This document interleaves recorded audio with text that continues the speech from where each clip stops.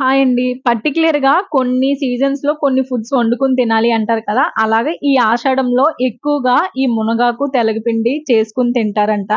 So, నేను మొన్న అమ్మ వాళ్ళ ఇంటికెళ్ళినప్పుడు అక్కడ మునగాకు చాలా ఫ్రెష్‌గా దొరికిందనమాట. I mean చెట్టుకుంది. దొరకడం అంటే మళ్ళీ ఎక్కడో అనుకున్నారనుక. అది తీసుకొని కొంచెం ఉల్లిపాయలు, పోపులు అవన్నీ ఏసేసి, ఈ మునగాకు కూడా వేసి ఫ్రై చేసేసి కొంచెం నీళ్ళేసి లైక్ మనం ఉప్మా ఎలా అయితే చేసుకుంటామో అలాగే చేసుకోవాలనమాట. అదే క్వాంటిటీలో వాటర్ అన్నీ తీసుకోవాలి. సో, నేను వీడియోలో చూపించినట్టుగా.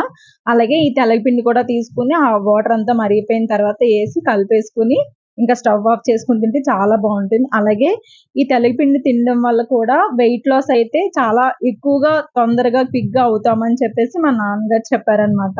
అంత బెనిఫిట్స్ ఉంటాయమ్మా దీనిలో అని చెప్పారు. సో, నాకైతే చాలా నచ్చింది. ఉట్టి కూర తినేయొచ్చనమాట. అన్నంలో కూడా తినాల్సిన అవసరం లేదు. అంత